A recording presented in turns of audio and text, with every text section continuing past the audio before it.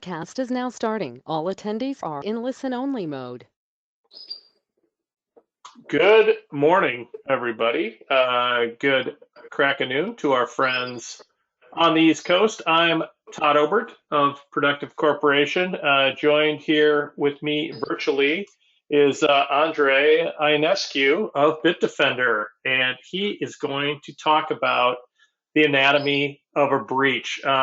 Pretty cool stuff. I've went through it with him. I think you're really going to enjoy. People talk about remediation and stuff, and we will touch on that. But I think, he's going to talk about the conditions that lead to a breach and maybe give you some ideas or point out some things that you may or may not be thinking about in ways to ultimately improve your overall security posture. If you have been here in the past, you know what we do. We meet productive in 1 minute, and then we quickly get me off the microphone so that you guys can learn and ask questions. Pretty cool stuff. I think you're going to enjoy it. So let's get rolling. Well, you might ask, who is Productive Corporation? And I'm really glad you asked, because we provide security solutions for mid-sized companies. We have specialized expertise to answer technical and licensing questions. We also test, optimize, and implement everything we do, everything from AD security services, configuration of firewalls and other devices, as well as vulnerability assessment services. We offer tons of content on the website, and you can find all that at productive.com/solving security, including this webinar. Bottom line is we have a lot of resources to help you, whether that's on the implementation or assessment side, licensing, or optimization services. Everybody gets it if you email us at help@productivecorp.com. As I said at the top of the broadcast, Andre Ionescu of Bitdefender, who has been a senior engineer at Bitdefender for, I guess you're going to fill it in, Andre. I think I'm going to say 10 plus years is my guess. Yeah. All right. 15?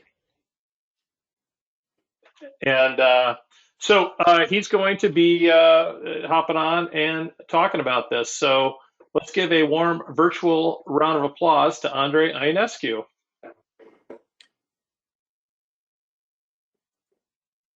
The roar was deafening through my feedback there. Hey, Todd, thank you so much for doing the introduction. Can I have a 5x5? Can you guys see my screen? Is everything okay with screen sharing?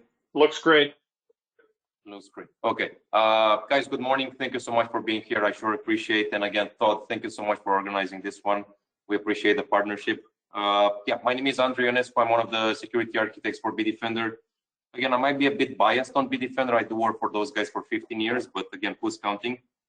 And I was actually looking at my cup of coffee. It's empty, and we do operate with on caffeine in our job. So I think more coffee is required. But for the next 20 minutes, I promise nobody is going to die by PowerPoint.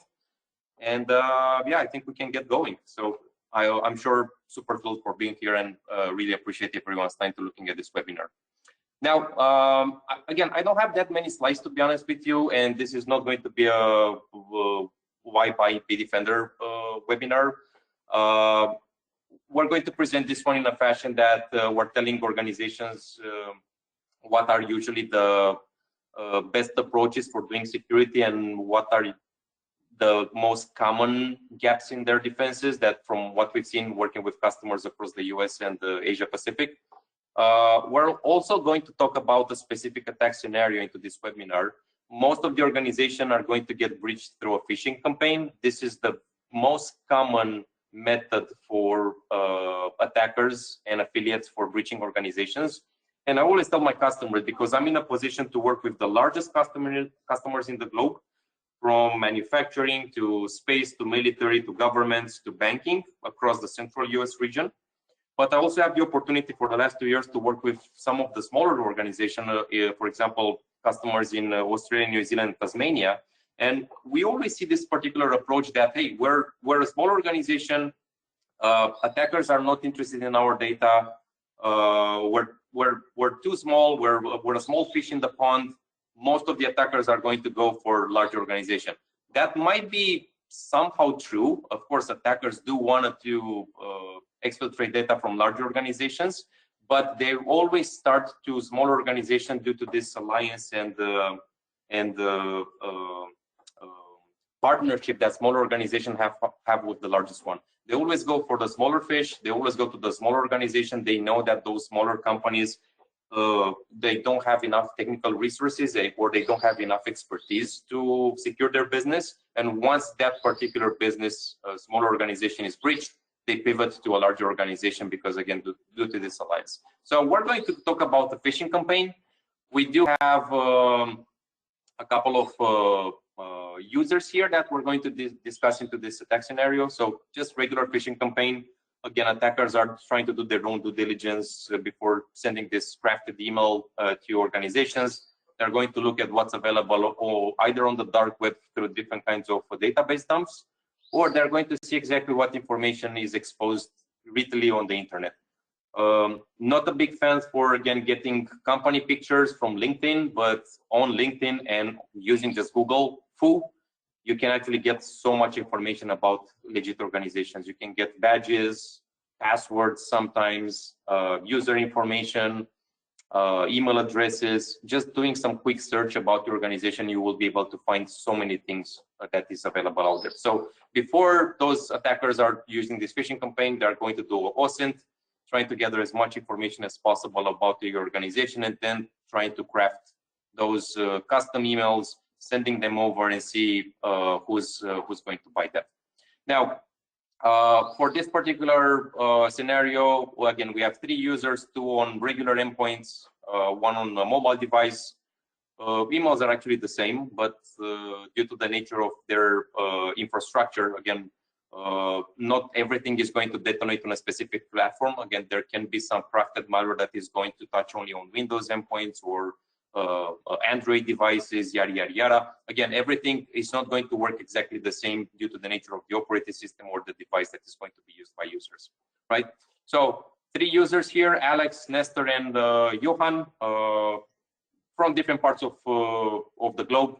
1 European, 1 Asia Pacific, and 1 actually Nordic European, right? So these are the users that we're going to see. You can also see that they're using different types of devices. 2 of them are using their own laptop devices that are corporate owned, while the 3rd one is going to use a mobile device.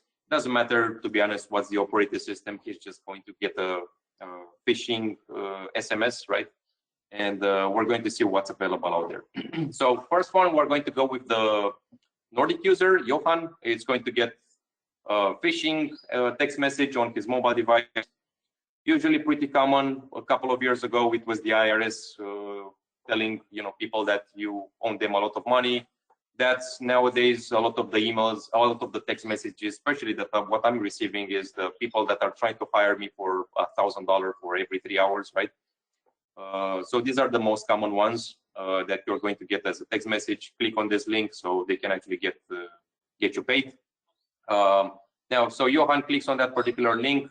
Visibility is key across the entire customer environment. So what we usually tell customers, it doesn't matter what kind of devices you have in your infrastructure, visibility is key. So you want to get all those artifacts on top of the protection of the endpoint and also the user. You want to have key visibility into what was accessed, who accessed, what kind of device was the operating system, and also what security mechanisms you have in place. So Johan gets a text message, clicks on that, redirects it to a specific financial HTML page. Nothing got breached into this particular scenario. So the attacker moved further down the chain through this phishing campaign. Nestor on this side, he also gets a specific email, right? Not a text message, he's going to get an email. Of course, different kinds of protection mechanisms is going to detonate that particular email traffic, either looking at the attachments, email body, sender, domain, right? If security is in place through here, either doing email security and also endpoint security, the user is going to be fully protected against those kinds of attack campaigns.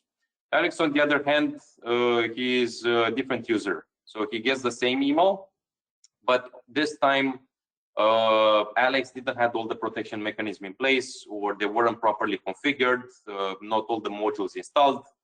Same applies that the first user got redirected to a financial page.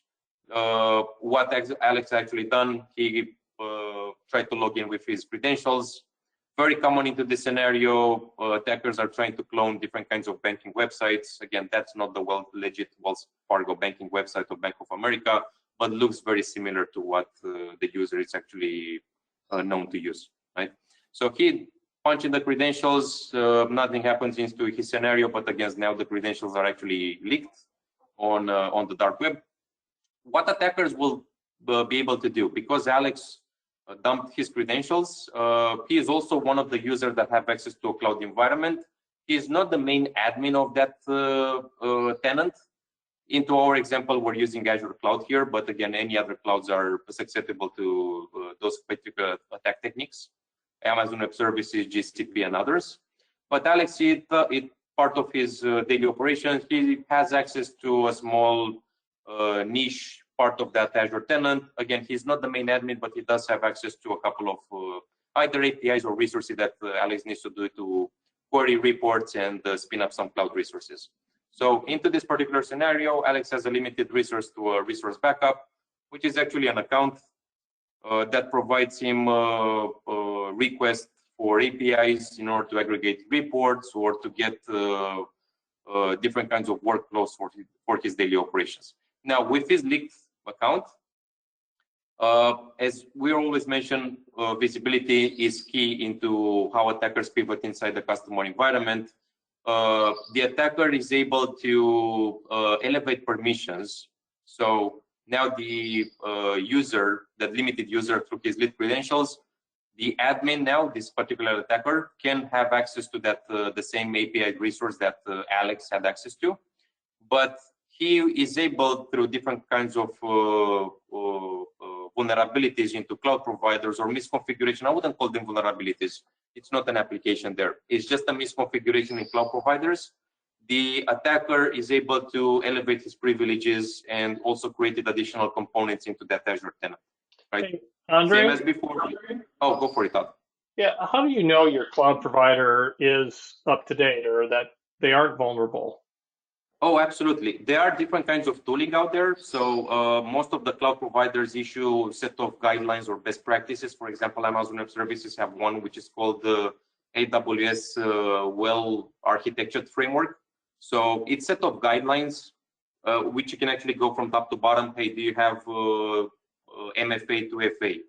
Do you have an authenticator? Is your password changed every 45 days? So you just go through that particular document if you want to. Second approach would be to just reach out to your cloud provider, right? They are willing to help.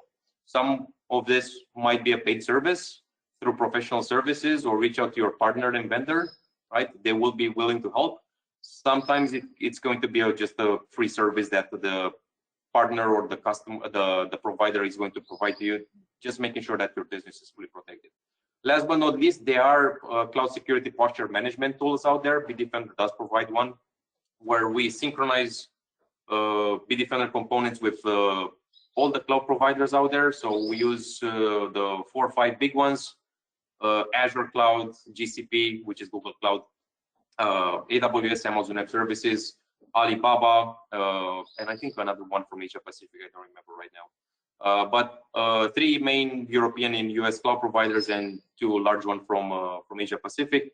And any type of misconfiguration from security guidelines and best practices, it's going to be highlighted, and also we empower administrators to address this particular finding through either click of a button or providing him the admin guide on how that thing should be configured, or providing him a CLI or a command line or template, Terraform template that you can just copy paste, hit enter, and after that you're good to go. So that was a good question. I thought, how would you know, right?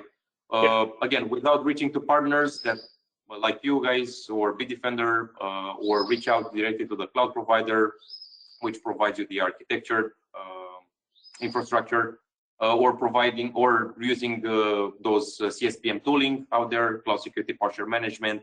It's pretty hard nowadays to understand what's the risk of your tenant. But again, great question, Tom. So going back to the scenario, admin now has more privileges inside that particular Azure tenant. Creates different kinds of persistence, right? In case somebody detects him, he will be able to jump later into that particular environment. This is key component for attackers because again, same applies like you guys, they don't operate 24/7, they still have to sleep, but pivoting to AI tooling nowadays, the game level, it's not fair between attackers and defenders. But again, persistence is always key for attackers because again, they try to stay as stealthy as possible and they try to be into that particular organization as long as possible in order to exfiltrate as much data as they can. Then the particular hacker can add key components, granting them different type of access to secrets. For example, Azure Cloud has one which is called Key Vaults, which now attackers can actually access. They have capability to export different kinds of database information from clouds, access buckets, storage buckets like Amazon S3 or Azure Blobs. They have the capability to determine different kinds of key information from storage accounts and key credentials, right? In this particular scenario, the storage accounts are actually just a mean to store files, tables, disk, any type of storage information are going to be stored into that Azure component. And now the attackers will have access to that. Now the impact through this misconfiguration, the administrator can actually create different kinds of key vaults or even deleting the current Azure tenant key vaults, rendering different kinds of storage accounts or devices unusable, right? So that's the main goal. Very similar to a ransomware attack where you got hit by ransomware, your documents are encrypted. This is the same scenario for Azure Cloud environment where attackers can actually change this key vault or delete the key vaults, encrypting storage or rendering storage devices unusable where companies will have hard time for recovering from that incident, right? So just as I was already mentioned, deleting this particular key vault have impact into different kinds of storage devices where the Azure organization, the Azure tenant cannot access again a blob, which is the storage bucket, tables for databases, file information, queues, or even the disk attached to servers or a virtual desktop in a cloud environment. Now, this is how the attacker pivoted. The big picture of this. So crafted a custom phishing campaign with the information that is available out there on the internet about organizations and your users. One of the users clicked on that phishing campaign. He either wasn't properly configured or didn't have all the protection and detection technologies in place. Then through a limited permission account where that phished email had access to, the attacker was able to leverage that misconfiguration in a specific cloud provider. In our example was Azure. And with that limited information, he was able to escalate privileges, create additional components for persistency, and then altering the Azure company tenant, rendering that environment unusable. Okay, with all the moving parts in place and security in place, especially from Bitdefender, we have capabilities to not only mitigate starting from the email component, and even prior to that, we have technologies out there right now in the Bitdefender platform that can actually provide you visibility into what's exposed either to the dark web or what information is available for your organization that attackers will try to use into their attack campaign. So OSINT to email security to endpoint detection and response to integration into cloud environments for highlighting any type of drift from security best practices. Everything can actually be delivered by Bitdefender, and everything is actually mapped to an incident inside the Bitdefender component, where security analysts or partners of Bitdefender can help companies to do incident response, to harden the infrastructure, to make the infrastructure more robust, and making sure that all the moving pieces are together. What we usually, I wouldn't say usually, what we always recommend to customers is bridging this gap between detection, prevention, response, managed detection and response, to have 24/7 eyes on glass with a solution that is called Bitdefender Gravity Zone. This is not something that we like to test and try, see if it works in a customer environment. Gravity Zone exists in our portfolio for more than a decade. We know it's going to work. It is deployed in the largest environments and largest company in the world, running Bitdefender Gravity Zone to smaller organization, to air-gapped environments, to OT environments. Everything can be covered by Bitdefender Gravity Zone. I think we're also amongst the few security vendors now that can also offer legacy systems support. So if you have Windows XP and Windows Server 2010 and Windows Server 2008 and 28R2, reach out again. This is something that we help customers and organizations with securing those particular assets. It's not the perfect world. We know that. Even the IRS is running COBOL, and they were trying to get COBOL engineers, which is again very, very old programming language. So again, we know it's not the perfect world. Organizations cannot quickly always run the latest technologies that are out there, and we understand that to have the best protection out there, we also need to support legacy and air gap. This is something that Gravity Zone is fully onboarded on that. We also have a unique and unified portfolio of cybersecurity mechanisms and technologies in place inside the Bitdefender component into a unified platform. We like to do all the three main critical pillars of endpoint security, which is the detection, prevention, and the response part.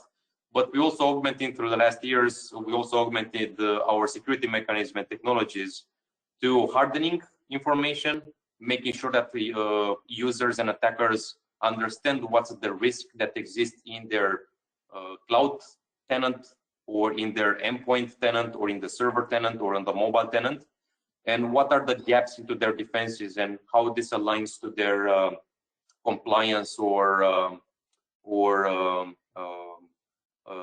GRC requirements, right? So Bitdefender, on top of the regular scanning for making sure that the users are and servers and desktops are fully protected, we also have the capability to show vulnerable application, client drift, client misconfiguration, misconfiguration, cloud providers, misconfiguration on the email site, and also bring tooling through customers with clicks of a button or automating response to fix that particular risk with Bitdefender products. Hey, Andre, go for it. I just want to confirm your MDR offering. You guys do the remediation for customers, and you work with the customer to decide if you fully remediated or you notify them to remediate. Is that correct? It is correct. So we run an MDR service, which stands for Managed Detection and Response. Bitdefender main SOC is in San Antonio, Texas. Why we have actually chosen San Antonio, we managed to discover a great pool of talent coming from the Army life, or transitioning from the Army life to the civilian life. And we got great security analysts with already tons of experience helping, U.S. Army and the U.S. government for securing those kind of environments against breaches. So we managed to get them into Bitdefender. They operate with pre-actions, and customers provide us the rules of engagement. So, hey, Bitdefender, this is what you're allowed to do.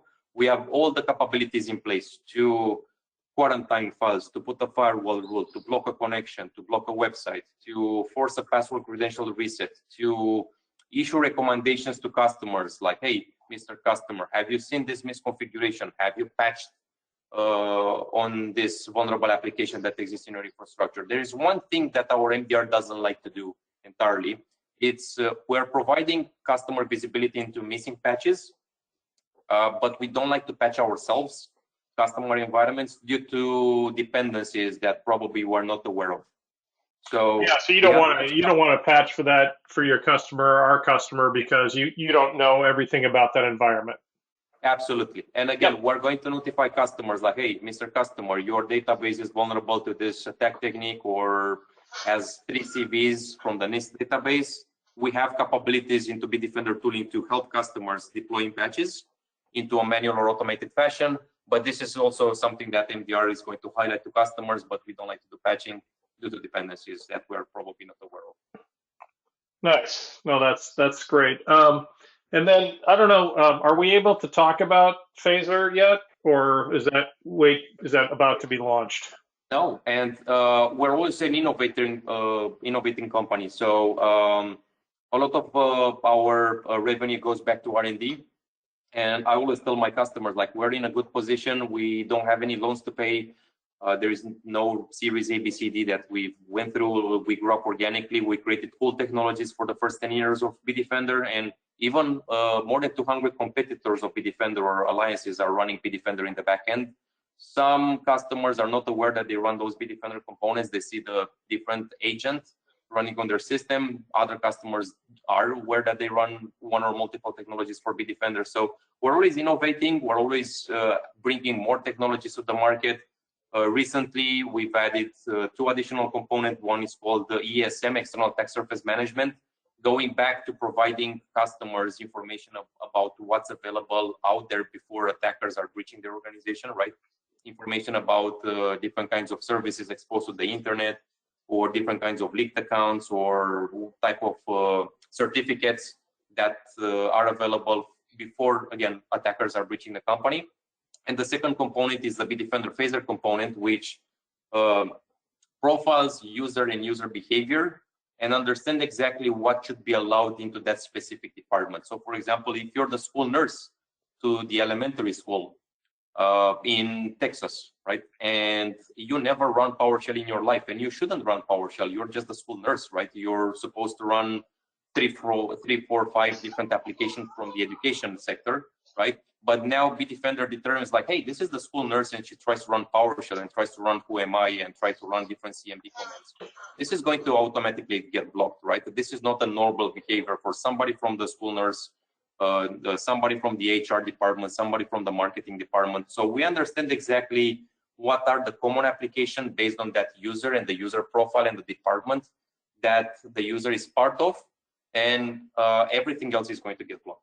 If you try to install Wireshark and you're the HR lady responsible for, getting through 25 CVs and resumes to hire somebody new inside your organization, but you try to install Wireshark, and you also try to install a crypto mining because you think it's cool to mine Bitcoin on your laptop, and you also try to install another remote application that is, again, not common in your application, even though Wireshark and those applications are not allowed, these are not malicious applications, but we recognize the pattern that shouldn't be okay into your environment. You're not part of that department. You're not part of InfoSec. You're not part of IT, right? And same applies for even for the other way around. I mean, if you're in InfoSec, but you shouldn't access different application, you shouldn't deploy, crypto mining and different kinds of tooling out there. Or we recognize this is the application that is commonly used inside this organization for doing remote desktop, but now we see a lot of users trying to install another application. Again, that's going to get blocked. So Phaser recognizes the department, the user profile, the behavior of the profile, and anything outside of that, it's going to automatically get blocked. We've trained also this technology for people to pivot between departments. So right now you're in the marketing, but a year and a half later, you pivot to a security analyst role. So our component, the Phaser component, is going to learn exactly when the user pivots to another department, and there's going to be a quick learning curve, and we're going to understand that the user now is part of a different department inside that organization. So it's a very, very cool technology. It shifted from how security works nowadays, where you have to put exclusions for allowing application to run. While on the other hand, Phaser component understand the user, the behavior, the department that the user is part of, and block anything that shouldn't be accessible on the user device. Yeah, no, that's cool. It's a new way of looking at how to reduce the attack surface based upon behavior, and pretty innovative product. Well, we're getting right to the end here, Andre. So unless you got a final thought, I'm going to take back control and wrap this thing up. If I may, I would say to customers, reach out to your vendors, no matter who the vendor is. Reach out to your partners. It's their name also into your business as well. So trust me, nobody wants you to get breached, right? So reach out to your customers for any type of best practices, assessments, as Todd mentioned, any type of improvements into your, security policy and mechanism. We're here to help, and we're team players. So don't try to figure it by yourself. Reach out to partners and vendors, and I'm sure you're going to find a great pool of talent, always willing to help into the cybersecurity journey. That's it from my side. Thank you. Awesome. Thanks. Yeah, I think that's a great note to end it on. I mean, we're in it together. It's we need to be right all the time, and the bad guys only need to be right once. So Once. really, really appreciate that.